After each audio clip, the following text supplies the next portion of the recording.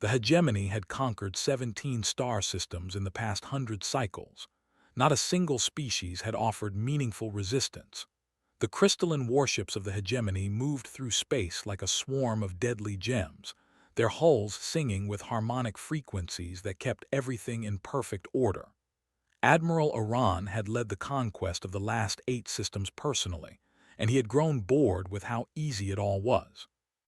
Now his fleet drifted toward a small blue world called Earth.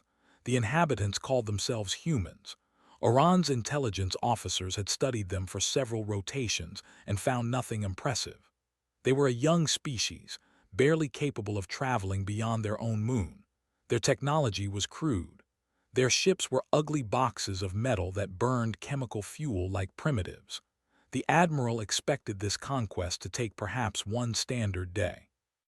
The flagship Eternal Resonance led the formation of 300 crystalline vessels. Each ship hummed with the perfect tones that the species used for everything. They communicated through harmonic frequencies. They built their technology around sonic precision. Their entire civilization was based on the idea that order and harmony were the highest virtues. Chaos was their enemy. Disorder was their fear. Oran stood on the bridge of his flagship, his long fingers clasped behind his back. His gray skin reflected the soft purple light of the control crystals around him. His large black eyes watched the blue planet grow larger in the viewing sphere. Such a pretty world, he thought. It would make a fine addition to the hegemony. "Admiral," said his communications officer, a young named "We are receiving a transmission from the planet." "Display it," Oran commanded. The viewing sphere flickered, and then a human appeared. It was a female of their species, wearing some kind of uniform. She spoke in their primitive language, and the universal translator worked to convert her words into proper harmonic tones. But something was wrong.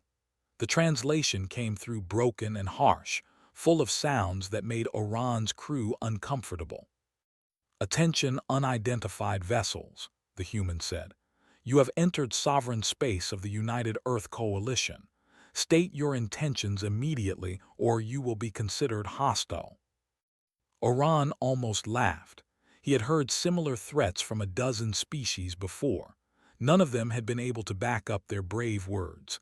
He gestured for it to open a response channel. "Primitive species of Earth," Oran said, his voice carrying the smooth harmonics of authority. "I am Admiral Oran of the Hegemony. Your world is now under our dominion. You will surrender all governmental control and military assets immediately. Resistance is not advised. We have conquered 17 star systems and none have stood against us. You will be treated fairly if you submit. You will be destroyed if you fight." He closed the channel, confident that this would be enough. Most species surrendered after hearing the hegemony's record. Those who didn't usually change their minds after watching a few demonstration strikes against their cities. Several minutes passed. The fleet continued its approach toward Earth. Then looked up from her console with confusion on her face. "Admiral, we are receiving another transmission, but it is strange." "Show me." The viewing sphere activated again. This time there was no human speaking. Instead, there was only sound. But it was not any sound that Oran had ever heard before. It was harsh and loud and completely without harmony. Instruments crashed and wailed. A human voice screamed words that the translator could not make sense of. The rhythm was aggressive and unpredictable. Several bridge officers grabbed their heads in pain. The nervous system was designed to process harmonic frequencies with great precision. This noise was attacking their senses like a weapon. "Turn it off," Oran shouted. Shut down the transmission. The bridge fell silent except for the groaning of officers who were still recovering. "What was that?" the admiral demanded. "Unknown, sir," replied, her voice shaking. "The translator classified it as music." "Music?" Oran could not believe it. They had music too, but their music was beautiful and ordered. It was mathematical precision given audible form. What the humans had sent was the opposite of music. It was chaos made into sound. It appears to be a cultural art form, explained. The humans seem to enjoy it. Oran felt his first moment of doubt. What kind of species would create such horrible noise and call it art? What kind of minds would find pleasure in disorder? He pushed the thought aside. It did not matter. The humans were still primitives with primitive ships. They would fall like all the others. Continue the approach, he ordered. Prepare the fleet for standard encirclement of their planet. The crystalline ships moved into formation, spreading out to surround Earth from all angles. Oran watched the tactical display with satisfaction. This was how every conquest began. Soon the humans would see the size of the force against them and realize that fighting was hopeless. Then something emerged from behind Earth's moon. "Admiral," said the tactical officer, "we are detecting large vessels launching from the lunar shadow." The viewing sphere focused on the objects. Oran leaned forward, studying them with interest. 3 enormous ships moved slowly into open space. They were massive, easily the size of capital ships, but they were ugly beyond description. They were built from dark metal plates bolted together without any elegance. Fire and smoke poured from their engines. They looked like something a primitive species would build if they had no understanding of proper engineering. "What are those things?" Oran asked. "Unknown vessel type," the tactical officer replied. "Configuration suggests they are carrier ships designed to transport smaller craft." Oran studied the human carriers with growing contempt. They moved so slowly. They had no grace. Their hulls were covered in markings and symbols that meant nothing to him. One of the ships had letters painted on its side that the translator read as USS LEMMY. Another said USS DIO. The third said USS HALFORD. "How primitive," Oran said. "They name their ships after individuals like pets." "Should we open fire, Admiral?" the weapons officer asked. Oran considered it. The carriers were no threat by themselves. They were too slow to dodge and too clumsy to fight. But he was curious about what they carried inside. His species believed in understanding their enemies before destroying them. "Hold fire," he said. "Let us see what they send against us. It may provide valuable intelligence about their capabilities." The 3 human carriers came to a stop at a considerable distance from the fleet. For a long moment, nothing happened. Oran began to wonder if the humans were having second thoughts about fighting. Then the carrier bay doors opened. Hundreds of small lights poured out of the 3 ships. They were fighters, Oran realized. Small, fast attack craft designed to engage larger vessels. This was a common tactic among species that lacked powerful capital ships. The hegemony had faced fighter swarms before and destroyed them easily. "Prepare point defense systems," Oran ordered calmly. "This will be over quickly." But then the sound began. Every ship in the fleet received the signal at the same moment. It came on all frequencies, impossible to block, impossible to ignore. And it was the same horrible noise the humans had sent before, but 100 times louder, 100 times more intense. Guitars screamed like dying animals. Drums pounded in violent, irregular patterns. Human voices howled words of aggression and defiance. The music crashed into the harmonic systems like a physical assault.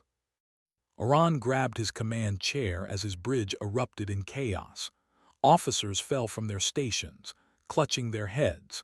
The crystalline walls of the ship began to vibrate in ways they were never designed to handle. Warning lights flashed across every console. "What is happening?" the admiral shouted. No one could answer him. The music was too loud. The chaos was too complete, and the human fighters were coming. Admiral Oran had conquered 17 star systems. He had never known fear. But as the wall of sound crashed into his fleet and his officers screamed in pain, he felt something cold growing in his chest. For the first time in his long career, he wondered if he had made a terrible mistake. The human fighters screamed toward the fleet like angry insects. They were small and fast, nothing like the slow carriers that had launched them. Each fighter was painted with strange symbols and images that they could not understand. Some had flames on their hulls, others had skulls. One squadron had pictures of a human raising two fingers in what appeared to be a gesture of defiance. But it was not the fighters themselves that caused the most damage. It was what they brought with them. Every single human craft was broadcasting music on all frequencies, and every single one was playing a different song. The combined effect was like nothing they had ever experienced. Their harmonic-based systems, designed to process clean and ordered frequencies, could not make sense of the chaos. The crystalline hulls that normally hummed with perfect tones began to vibrate wildly, creating feedback loops that spread through entire ships. On the bridge of the Eternal Resonance, Oran tried to regain control. His communications officer, was curled on the floor with her hands pressed over her ear membranes. The tactical officer was slumped over his console, unconscious. The weapons officer was screaming something that could not be heard over the noise. "Raise shields," Oran shouted. "Block the frequencies." But the ship systems could not obey. The crystalline technology of they was designed to work with sound, not against it. Every attempt to filter the human music only made things worse. The computers tried to classify the incoming signals and process them according to standard harmonic rules. But there were no rules in this music. There was no order. There was only glorious, terrible chaos. Across the fleet, similar scenes played out on every ship. The third assault wing lost navigation control when their helmsman collapsed from sonic overload. The second heavy squadron drifted out of formation as their crystalline engines began to crack from the vibrations. The flagship's sister ship, the Harmonic Victory, reported that half their crew was incapacitated. And the human fighters had not even fired a weapon yet. Lieutenant Commander Sarah flew at the head of the Highway Star squadron, her fighter cutting through the void like a bullet. She was grinning inside her helmet as AC/DC's Back in Black blasted through her cockpit speakers and out through the external broadcast array. This was the craziest mission briefing she had ever received, and she loved every second of it. "Highway Stars, this is Star 1, she called over the squadron channel. "How are we looking?" "Star 3 here," came the reply from her wingman. "These crystalline bastards are flying like they're drunk. I've never seen capital ships wobble like that." "Star 7, reporting. My sensors are going crazy trying to track their movements. It's like their whole fleet is having a seizure." Checked her own displays. The ships were indeed behaving strangely. They were drifting, spinning, losing formation. Some appeared to be venting atmosphere. Others had stopped moving entirely, and her squadron had not fired a single shot. "All wings, this is Highway Star 1, she broadcast to the combined fighter force. "Maintain music broadcast. Repeat, maintain music broadcast. Looks like the eggheads were right. These aliens really don't like our taste in music." The operation had come together in just 3 days. When the fleet was first detected approaching the solar system, Earth's military commanders had prepared for a conventional defense. But then the intelligence analysts had delivered a crucial piece of information. The species was entirely dependent on harmonic frequencies. Their technology, their communication, even their nervous systems were built around precise and ordered sounds. A young scientist named Dr. Vance had made the suggestion that changed everything. What if they broadcast the most disharmonic sounds humanity could produce directly at the alien fleet? What if they attacked with chaos itself? The military had been skeptical at first, but when Dr. Vance played a 30-second clip of heavy metal music and showed how it registered on their captured equipment, the generals changed their minds. Every sensor went crazy. Every system reported errors. The technology simply could not process human rock music. Now 300 fighters from the carriers and were putting the theory to the ultimate test. Each squadron had been assigned a different band to broadcast. The Highway Stars played AC/DC. The Iron Maidens played their namesake band. The Screaming Eagles blasted Led Zeppelin. The Hell's Bells went with And the oldest pilots, the veterans who had grown up in a different era, flew as the Black Sabbath Squadron. The combined effect was devastating. Oran finally managed to pull himself upright in his command chair. The noise was still overwhelming, but his discipline allowed him to function through the pain. He looked around his bridge and saw chaos. Most of his officers were down.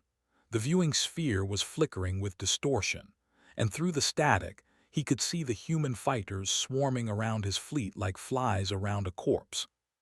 "Target the fighters," he ordered, his voice hoarse. "All ships target the fighters and fire at will." His weapons officer dragged himself back to his console and tried to obey.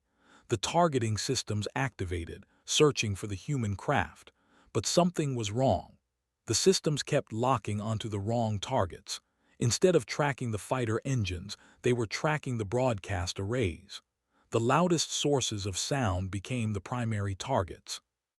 When the eternal resonance finally fired, its crystalline energy beams went wide. They struck empty space where the sound seemed loudest, completely missing the actual fighters. "What is happening?" Oran demanded. "The targeting systems are confused, Admiral," the weapons officer reported. "They are designed to track acoustic signatures. The human music is creating false targets everywhere." Oran watched in horror as the scene repeated across his fleet. Ships were firing wildly, hitting nothing.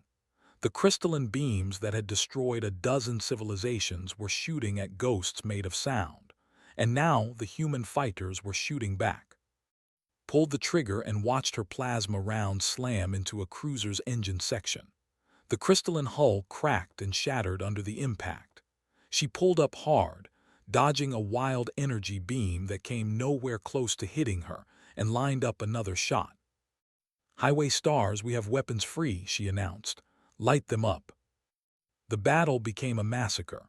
The ships could not target properly. Their crews were incapacitated by the constant sonic assault. Their systems were overloaded trying to process the chaos, and the human fighters moved through them like wolves through a flock of sick sheep, firing at will, taking almost no return fire. The crystalline cruiser Melodic Dawn took 17 direct hits before its reactor failed, and it exploded in a shower of harmonic crystals. The destroyer Pure Frequency lost helm control and drifted into a collision with its sister ship. The battleship Eternal Harmony simply stopped firing entirely as its entire crew lost consciousness. And through it all, the music played on. AC/DC screamed about thunder. Iron Maiden sang about running to the hills, declared that nothing else mattered. Black Sabbath wailed about paranoid minds.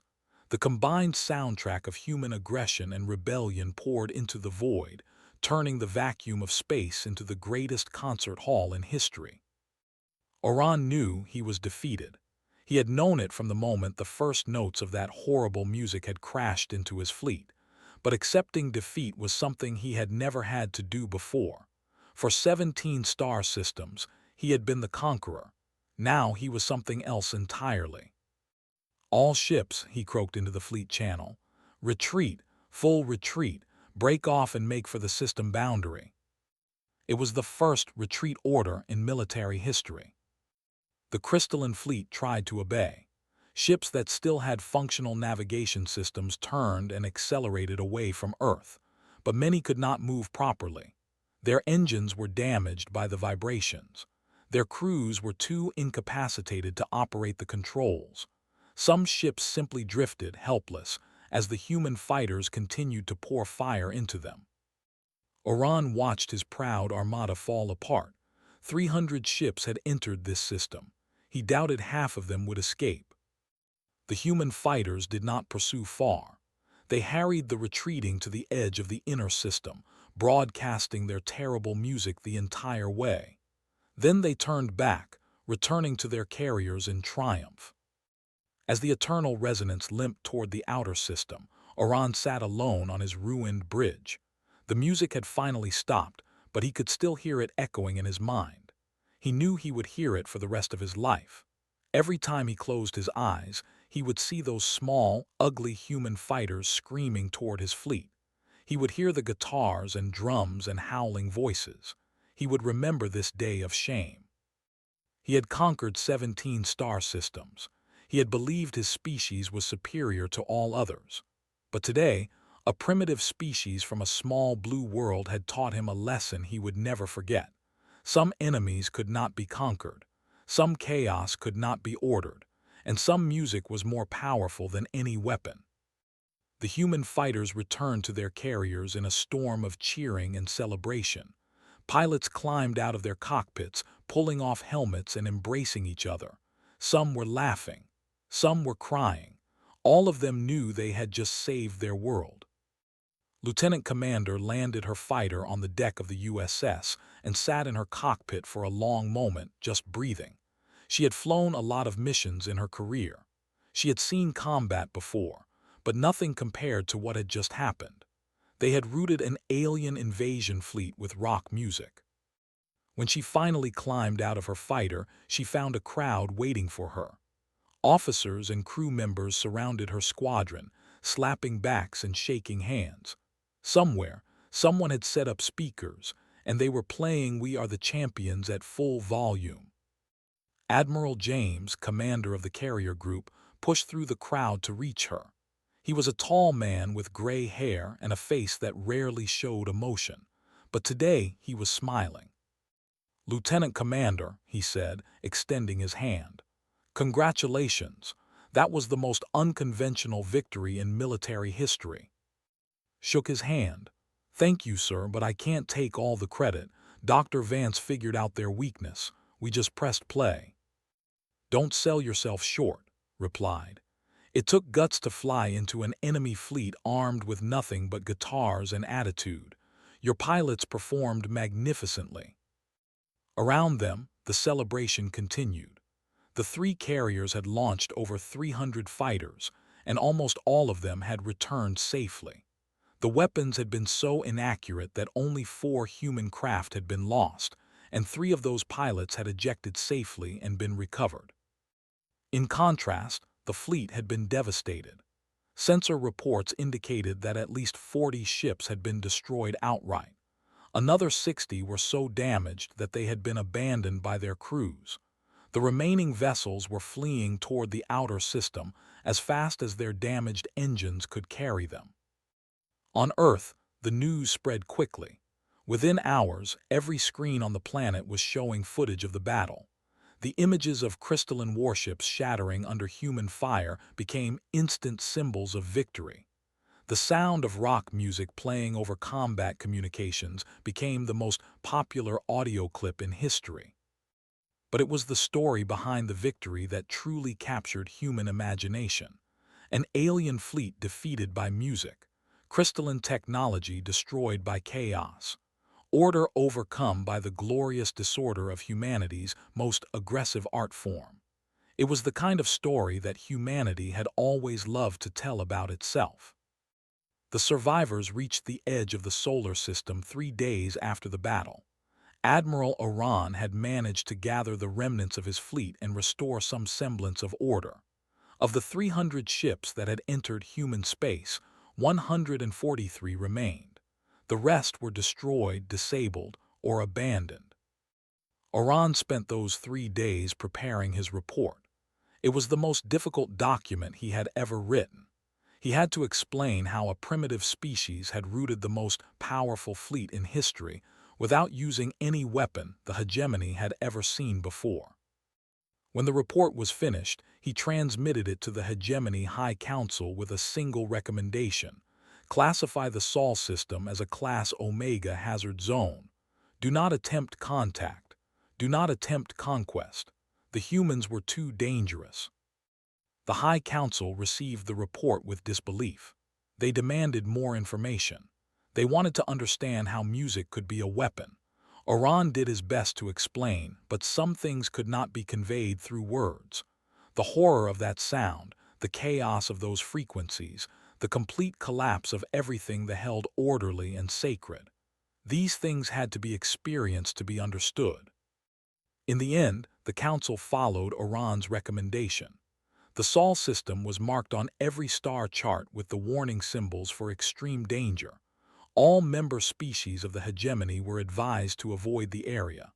The humans were described as sonically deranged, a species that had weaponized chaos itself.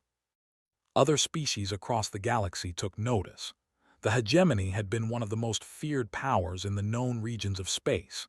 If the humans could defeat them so decisively, what else might they be capable of? Some species began their own studies of human culture, trying to understand this strange civilization that created beauty from disorder. Others quietly removed Earth from their own invasion plans. And on Earth, life returned to something like normal. The carriers, and were given heroes' welcomes when they returned to their home ports. The pilots of the fighter squadrons became celebrities. Dr. Vance received every scientific award humanity could offer, and rock music experienced a massive resurgence in popularity. Lieutenant Commander retired from active duty 5 years after the battle. She settled in a small town in what used to be called Montana and opened a bar. She named it the Highway Star, and she filled it with memorabilia from the battle. Photographs of pilots, pieces of crystalline wreckage, a framed copy of the original battle plan. Every night, the jukebox played the songs that had saved humanity. Young people came from all over the world to sit in that bar and listen to AC/DC and Iron Maiden and Black Sabbath. They would ask to tell the story again, and she would always oblige. She never tired of telling how humanity had faced an invincible enemy and won, not with superior technology, not with greater numbers, but with the pure, chaotic, magnificent power of rock and roll. Somewhere in the deep void between stars, a ensign named Still woke screaming from nightmares. The sounds haunted her, those horrible, beautiful, impossible sounds. She had been the communications officer on the Eternal Resonance. She had been the first to receive that initial music transmission, and she had never been the same since. Sometimes in her darkest moments, she would search the information networks for more human music. She would listen in secret, terrified and fascinated. The sounds still hurt her. They still made her nervous system revolt. But there was something in them that she could not forget. Something wild and free and completely unlike anything her ordered species had ever created. She never told anyone about her secret searches. It would have been shameful beyond words. But she kept listening, and sometimes when she was sure she was alone, she would try to hum along. The galaxy was a different place after the Battle of Earth. The great powers who had looked upon humanity as primitives now regarded them with caution, some with fear, a few with respect, and everywhere the story spread. The story of the species that had turned art into warfare, the civilization that found power in chaos, the small blue world that had humbled an empire with nothing but sound. Human ambassadors traveled to 100 worlds in the years that followed. They brought gifts of music and culture. They offered friendship and trade. And whenever the conversation turned to military matters, whenever some species wondered if humanity might be conquered, the ambassadors would simply smile and play a song. The message was always clear. Humanity would not be conquered. Humanity would not be ruled. And if any species was foolish enough to try, they would learn what they had learned. They would discover the terrible, beautiful truth. Humanity did not merely fight. Humanity rocked. And in the endless dark between the stars, the echoes of that first battle continued to travel outward. The radio waves carrying human music expanded ever further into the galaxy, reaching new species, new worlds, new ears. Some heard and were confused. Some heard and were frightened. A few heard and were inspired. But all of them remembered. All of them knew the name of the small blue world where chaos was celebrated, where disorder was embraced, where a species had risen from their cradle and announced their presence to the universe in the loudest possible way. Earth, humanity, rock and roll. The concert would never end.